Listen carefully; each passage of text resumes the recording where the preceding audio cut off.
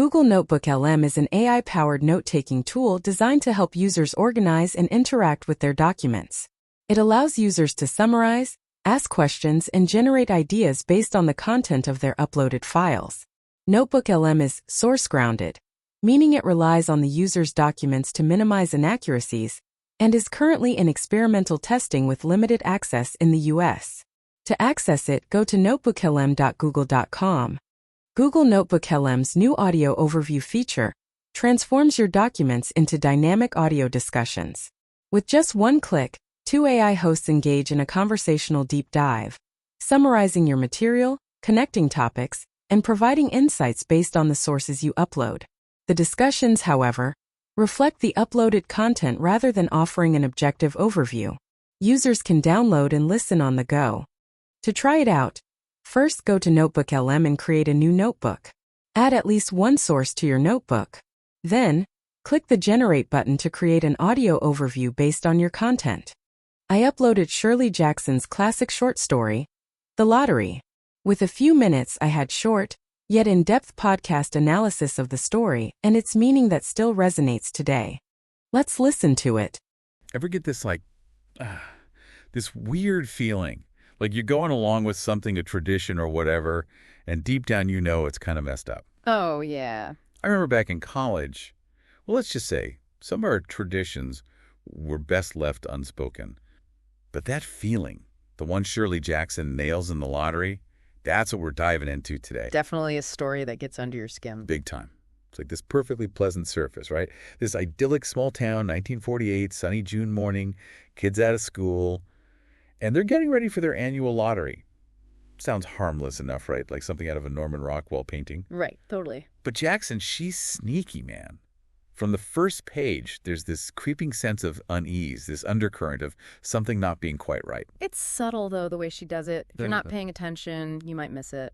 Totally. Like those little details, the way the boys are gathering stones so intently, or how the villagers' laughter seems a little off. Forced, almost. Exactly. And then there's that black box, battered and worn. You can practically feel the weight of tradition clinging to it. And the villagers, they're almost afraid to even ask why they still do this lottery thing. It's like they've been conditioned not to question it. Like it's just an unquestionable part of their lives. Which is the genius of Jackson's writing, right? Mm. She lulls you in with this false sense of normalcy and then, bam, hits you with the dark side of human nature. Totally. And that's what makes it so unsettling. It's not so much about the lottery itself, but what it reveals about us, about our capacity for blind conformity. Yeah. Even when it comes to something horrifying. It's like they're stuck in this loop, right? They've always done it this way, so why question it now? Right. The tradition has this hold on them, but you can feel the tension building as the lottery goes on. Oh, absolutely. Every name called, every slip drawn from that box, it's like the whole town is holding its breath. And then, boom, the hammer drops. The Hutchinsons. Talk about a punch to the gut. 1 minute, Tessie's just another face in the crowd. The next, she's facing. No. You know? It's brutal. And the way Jackson writes it, you sense this, this inevitability about it all. Like Tessie and everyone else, they knew this was always a possibility. Exactly. And that's what makes her outburst, "It isn't fair." Yeah. All the more tragic. It's like she only finds her voice when it's already too late. It's kind of frustrating, you know? Like, why don't more people speak up? Why not question this messed up tradition? That's the brilliance of Jackson's writing, though, isn't it? She forces us to ask those uncomfortable questions about ourselves. Could we be that easily swayed by the crowd? It makes you think, for sure. And then there are the names. Delacroix, Graves, Summers, even Bentham. She's dropping clues everywhere. Okay, yeah, the names. What's the deal with that? They can't just be random, right? No way. Jackson was all about symbolism. Take Delacroix, for instance. Means of the cross in French. Whoa. Okay, so not so subtle after all. Not really. And then you have Graves, which, well, that one's pretty self-explanatory. Summers, too, if you think about it. Life's fleeting, especially in this town. Man, it's like this whole other layer to the story. But Bentham, that one throws me for a loop. Right, so Bentham, he was all about utilitarianism.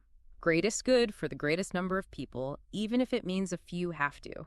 Well, you get the idea. So you're saying these villagers, they believe they're doing the right thing, sacrificing someone for the so-called greater good. It's a terrifying thought, but it fits with the whole blind faith thing. The story never says why they have the lottery, but they cling to it. generation after generation, like it's some kind of sacred duty. And that's what makes it so unsettling, right? Because it's not just some made-up story. We see this kind of thinking in the real world all the time. Blindly following authority, justifying awful things because tradition. Exactly. Think about the Stanford prison experiment. Regular people, just college students, turned into, well, you know what they became, just because they were put in a system and told to follow the rules. It's a scary thought, how easily we can be manipulated. It shows the potential for that kind of darkness exists in all of us, which is what makes the lottery more than just a horror story, you know? It's a reflection of us. It's like she's saying, hey, this could be us. This could be any of us. Exactly. And that's why the lottery still hits so hard all these years later. It's not just a story. It's like a reflection of something real. Something we don't always want to see. And it kind of makes you wonder, I mean, we're not out here drawing names from a box, but where do we still see this blind faith thing happening today? Everywhere, if you really think about it. Like, look at how we consume information now. Just scrolling and scrolling, taking headlines at face value. Rarely stopping to question if it's even true. Right. Like, who wrote this? Why? What's their agenda? It's like this digital mob mentality, you know? It's crazy, right? We think we're so much more aware than those villagers. But are we really? And the scary thing is, the consequences, they might not be as immediate as in your face as the lottery, but they're still real. Misinformation spreading like wildfire, people turning against each other over everything. It's a mess. And it all goes back to that same human impulse, right? To conform, to follow the crowd, even when it's leading us off a cliff. It's pretty bleak when you think about it like that. Yeah, it can be. But the thing is, being aware of it, that's the first step. Jackson, she's not giving us the answers, but she's making us ask the hard question. About ourselves. About our own potential for darkness. So yeah, as we wrap up this deep dive into the lottery, I hope it's got you thinking a little about the power of tradition, blind faith, and maybe, most importantly, about our own responsibility to question what we see and hear, and not be afraid to say something when something feels wrong. Until next time, stay curious, stay critical, and don't be afraid to rock the boat a little. Wow, that was pretty remarkable.